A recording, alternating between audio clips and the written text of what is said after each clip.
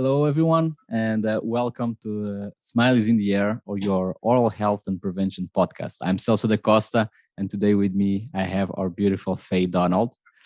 Faye is a multi-award winning and highly experienced registered dental hygienist. After graduating from Leeds in 2001, Faye on to complete the National Certificate in Counseling, Skills and Behavioral Therapy. I hope I'm not wrong about this. In order to offer additional support to those patients with dental anxieties and elevated emotional needs. Faye frequently writes for dental journals, is the author of her Ask Faye blog. I've done my research and regularly lectures at dental events, both nationally and internationally. I have to say this, Faye. For me, you are the most human dental hygienist in the world. I saw your presentation about that patient with anxiety. It was so good, and I think that's why you have this certification in counseling skills and behavior. What is the big advantage about this? Tell us a little bit more about you. Yeah, so I think as a clinician, you have to work out what your lane is. So you need to know what your strengths are, and you need to know what you particularly feel passionate about. And a very long time ago, when I was at university, somebody said to me, one of the tutors said to me, treat the person, not the perio, or treat the person, not the teeth. And it really rang true for me. And even when I was at university, this highly invasive way of treating periodontal disease and treating patients, they get in the chair, they have to have local anaesthetic, you have to plane the roots. When I was at university, we were still planing roots, you've got to hand scale them, they have to do this, they have to do this. And it just felt as though it was us against the gum disease, and the fact that there was a human being in the middle didn't mean anything to anybody. And that didn't sit very well with my personality and the things that are really important to me and my values in life. So I wanted to go down a different avenue, so a more human avenue, so where we were treating the person, because I just believe if you treat the person and the person becomes involved and the person understands their role, then naturally you treat the disease as well. So very quickly I realised this after graduating. So only a year it took me to figure out that I wasn't right for this kind of conventional way of treating patients. So off I went back to school and learned counselling skills and human behaviour. And it's really very interesting. So I learned a lot about me and myself as a clinician and the type of patient that I was going to be able to succeed with. And so I learned all about how to listen to patients, how to engage with patients, and some quite technical stuff. So how we mirror the behaviour, how we relax them.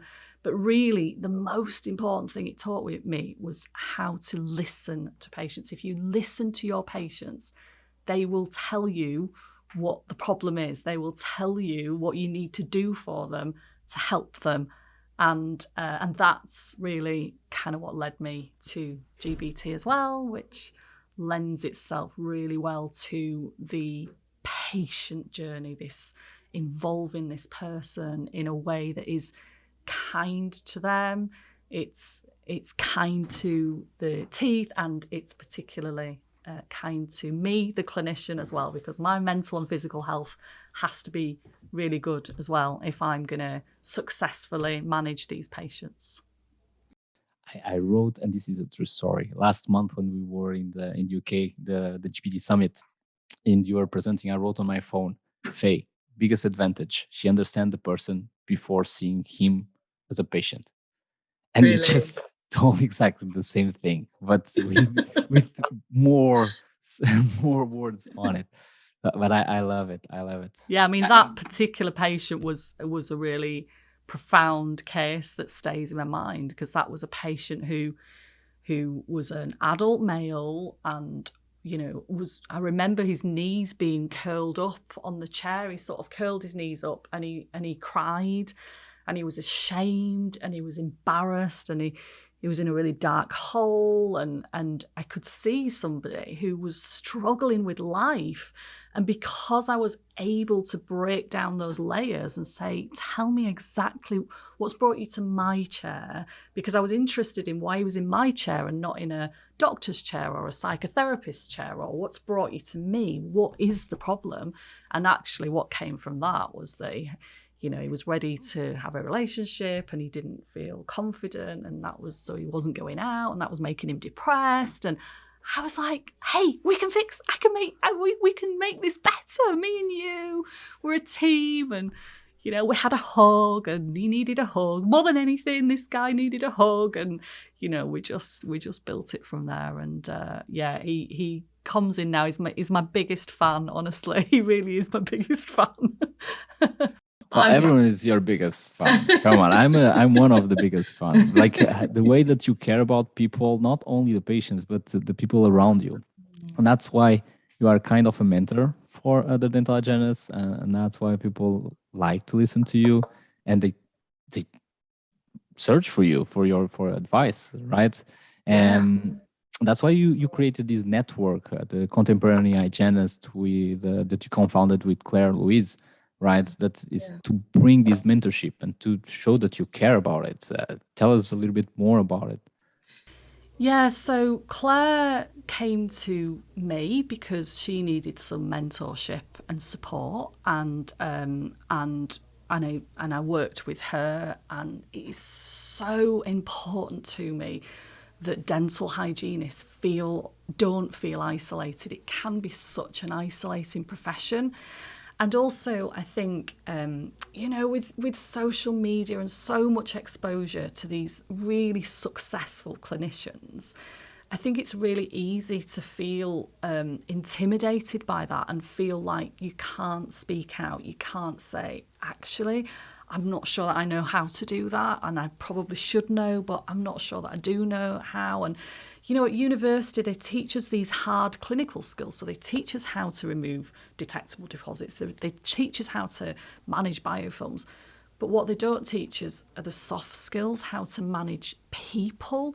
And so then you're thrust out into the world outside of university. And when it happened to me, I was 21 years old. I had no experience with menopausal women or grown men that cried or whatever it was that came through my door. I didn't know how to manage these people, and that's why I went and did my counselling skills. And so I wanted to kind of bring that and all the experience and all the tears I've cried myself over the years and kind of bring it together to support hygienists who either are new to the profession and feel a little bit kind of out of the depth, or actually we see a lot of hygienists who are quite a way into their profession and are starting to feel like they're being left behind, like the new ones have got information they haven't got. So it was actually Claire that pitched the idea to me and said, look at what you did for me. Look, I'm a different clinician since I met you. What do you think about maybe throwing a study club together just locally? Let's see if there's any hygienists that want to come, and let's just see if we can empower them like you've empowered me. Maybe we could support them if we just make a difference to one person. Let's just see if anybody wants to go for a coffee. So we kind of put a few feelers out and said, we're just thinking about just come and we'll have a bite to eat and let's have a coffee and let's just talk about what's going on. And I think the first one was 19 hygienists. This is really local, so really small area. 19 hygienists came and the room was full, and we didn't go home till 11:30 at night because they all were.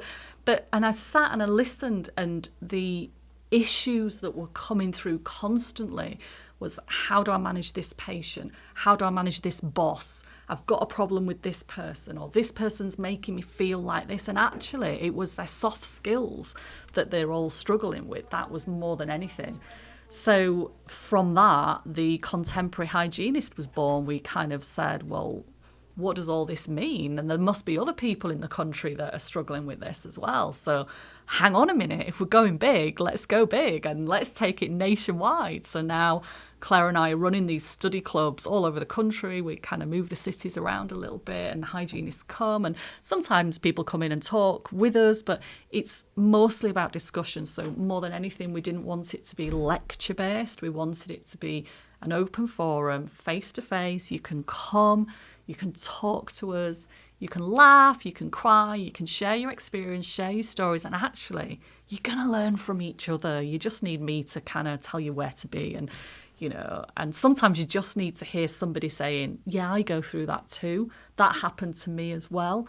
And actually we've had people coming to our study clubs, quite a few people actually, who've said to us, you know what, I quit my job after I saw you, and now I'm working in this really great place. Or, I got rid of this, I had this really negative relationship with my dentist, and now I'm working for somebody else. Or I asked for a pay rise. That's a really common one. You gave me I felt assertive enough to go and talk about, look, this is everything I've done for the practice. Can we start talking about my remuneration? And I think just having somebody to talk to. I don't have all the answers. I definitely don't have all the answers, but I've got an enormous heart, and I've nearly always been there and done it. And if I don't know the answer, I'll know somebody that does. So, and I do lots of shadowing, so lots of hygienists come and sit in surgery with me and just watch and listen, if only so that at the end of the day they say,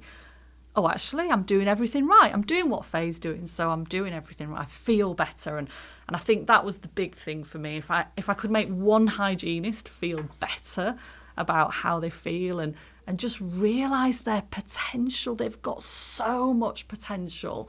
They just need the confidence and the support to go and find it and discover themselves. If I could do that for one person, then I'd done enough. I'm happy. Well, I can assure you, there's not only one person; it's multiple persons.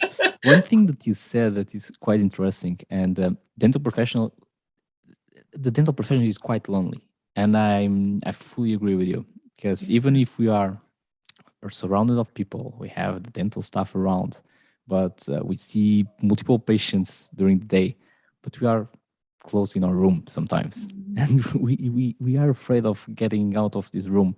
And by seeing social media, and you approach this topic too, by seeing social media and all these talent and successful dental clinicians that live the world to the best, and every day in the practice seems like the best day in their life, but we know that in real life, some days they are quite difficult.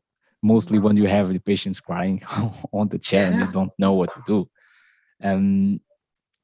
Mental topic is an important topic here. Mental health. It's such a huge topic. And actually, if I think about the good things that came out of the pandemic, that was, and there were lots of bad things that came out of that, and lots of people struggled. But I don't know if you'd agree with this or not, Celso, but before the pandemic, particularly in England, because we don't show our emotions, so we suppress our emotions. But what's happened since the pandemic is that it's suddenly okay not to be okay. It's okay to say out loud, exactly, guys, I'm not okay. I'm not feeling okay. Nobody was talking openly about mental health before the pandemic. And I think because collectively as a globe, let alone a nation, we all kind of had our very own little mental health breakdown during COVID, whether it was financially how we're going to get through it, or loss of identity because we'd lost our jobs, or the home life, whatever it was. We all kind of had to have this little chat with our mental health and find ways to get through it as well, and get through it as healthy as we could. Suddenly, if you can really just think back to pre-2020, nobody talked about this. It wasn't openly and regularly talked about. I have no issue with asking my patients, how do you think your mental health is at the moment? How are you? How are you doing? And it's something I feel so passionate about, because it is okay to have days where you're not okay. We don't live in this permanent state of happiness where we're skipping through fields of roses all the time. And for me, sometimes you need people with a profile, and this is how I like to use my profile, to stand up and say, hey guys, guess what? I wasn't okay either, you know? I agree 100%. I think pandemic just slowed down things. Like, we were able to rush during the day, like every 30 minutes, every 45 minutes, we had a new patient. With the COVID rules, we needed to slow down, have like 1 hour appointments. So, know what? I need to talk with the patient. I need to talk with my colleagues. I need to talk with myself. And people now express their feelings because they don't rush. Say, okay, how are you? Yeah. This is the most important thing. So I'm tired of being locked down in my home. I need to talk with someone. So how are you? Tell me something about you. Tell me something about your experience. Share your experience with me. And I think that's I agree with you. So important. And I say to my patients at the end of the appointment, talk to me. Tell me how you found that today. How are you? How are you feeling now compared to when you came in? And if you really listen to what they say, they're never talking about, I don't know, what I did in a 6mm perio pocket. They haven't got a clue what I did in there. They don't know whether I removed detectable calculus, disrupted all the bite. They don't know what happened in there. The things that they're going to feed back are, I feel really great. You made me feel really comfortable. You know, sometimes, particularly just after pandemic, patients would say, this is the first time I've spoken to another human being for a year, or, you know, I felt really safe with you, Faye, or you were really kind to me today, Faye. Thank you for listening to me, Faye. And so when you learn to listen to patients, they tell you what their needs are. And so I'll remember that next time I see that patient. And actually, these are just really basic skills that you can apply to your appointments that are going to change everything for these individuals. It's a totally different experience. They're going to leave thinking, you know, they weren't greeted by the back of my head while I was still writing up notes and slurping coffee and, you know, snapping a drawer shut because I can't find the thing that I need to find. They were greeted by a really calm clinician who, you know, had a little comfort break and had managed to read through the notes and was really ready and prepared for them, to welcome them to their appointment, welcome them into the practice. And, you know, instantly then you're going to put these people at ease. And it's just so important to me. And that's why clinically I get the results I get, is because I get the patient on board. The patient does all the work for you. Exactly. It's a 50-50 work. You have done half of it on the chair, but the other half, they're going to do it at home. So you need to have their buy-in. So yeah, that's a good point too. Work as a team with your patient. Yeah, and, you know, and similarly therefore, the clinician you mentioned, they feel really isolated. You know, if they've got a platform that they can reach out onto, if they've got somebody, even if it's somebody on the end of the phone, you know, I often will get messages in the middle of the day from somebody saying, Faye, I'm feeling really stressed. I've got this patient coming in. I haven't got enough time. I don't know what to do with them. What do you think I should do? Claire and I have set up WhatsApp groups with all the hygienists that come to the study club. So we've got this kind of safe space. And very strict rules. You know, what happens in that WhatsApp group stays in there. If you've forgotten what a code 3 BPE means, then just put it in there, and it's a really safe space, and we'll tell you what it is, or somebody will tell you. And, you know, or somebody will put a funny GIF in there, or somebody will say, I've had a terrible day today as well. We had a really funny one recently, because I have a small group with Claire and others, and, you know, one of them was saying this nightmare happened today, and then the other one said, oh, this has happened to me. And by the end of it, there were all these funny GIFs exchanged, and I burst out laughing when I read the chat, and it just warmed my heart, because from somebody feeling really isolated, having a terrible, terrible day in practice, just that tiny little interaction with other people, suddenly they don't feel so alone anymore. And, you know, you kind of see the bigger picture again and realise that it was just this one problem, and, you know, it's all going to be okay. And that feels like my purpose, that feels like my vocation, I guess, with everybody that comes into my sphere. I just want them to feel better or well and healthy and happy and safe, and that's me. But you see what I mean? It's impossible not to fall in love with you. Like when you talk about this, I have something engraved in my mind that is a sentence that you said that in one of the videos.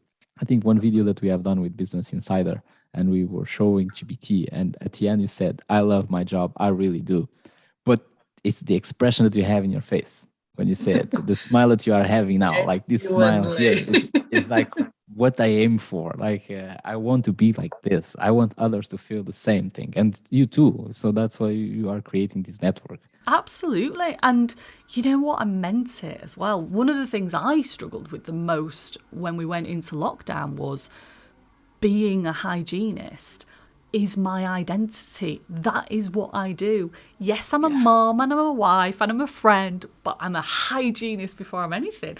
And when that was taken away, I kind of had a week of, what am I? I don't know what I am. I don't know what I do. What do I do if I don't do that? And I joke all the time, if you dissected if you cut my heart in half, it would have little GBT stickers in it. It would have red and black and now pink blood running through it. And I think it's because GBT was the thing that allowed me to be the clinician I wanted to be. So I went off and studied all the soft skills. So I had all these skills with patient management, but it still didn't fit with conventional modalities that I found were quite invasive. And so then I discovered GBT, and suddenly it all married together. And I genuinely love my job. I love going to work. I love GBT. I love going to work. And the patients, I think the more needy they are, particularly emotional needs, the more disastrous the mouths are, the longer it is since they saw somebody, the more nervous they are. For me, the better, because the impact is going to be even more profound on those people. It just is going to be really profound. And so I think I just want everybody to feel how I feel when they go to work. I want them to feel what I feel, because you spend all of your life being at work, and you should feel that your values marry up with what you're delivering in your job every day. Because I think if they don't marry up, then that imbalance in your mindset is going to drive you crazy and not be good for your mental health either, right? Exactly. So see, my face hurts because I'm smiling every single time that you are talking. So that's good. What's next, Faye? What's next in your busy life? Your hygienist / wife / mother / friend / mentor / everything else. Yeah, it changes daily, actually, as to what's going to be next. I think the dream is actually to have my own clinic that's humanistic, holistic, that invites people, and I'd like to marry that with, I'd like to draw in systemic health with that. So I'd like to marry that with a place that people go to because they want to feel better, they want to make themselves better. So, I have quite a lot of acupuncture, so I'm all about your kind of meridian channels flowing properly, and and how that health, and for me it's all about the whole body. And so I have grand plans for the clinic that welcomes a patient and treats the whole person and not just their mouth. But ask me tomorrow and I'll give you a different answer. That's just my answer for today. I will ask you every day. The Contemporary Hygienist clinic, maybe, yeah. Well, so the world is changing every single time. So I agree with you. We need to change our goals in the future. Faye, it was really a wonderful moment here with you. Always happy to listen to you. Always happy to talk with you. So, guys, thank you so much for listening to us. And today we talk about mental health, about this holistic approach, how the patient is important. Hope to see you guys next time. And till then, goodbye.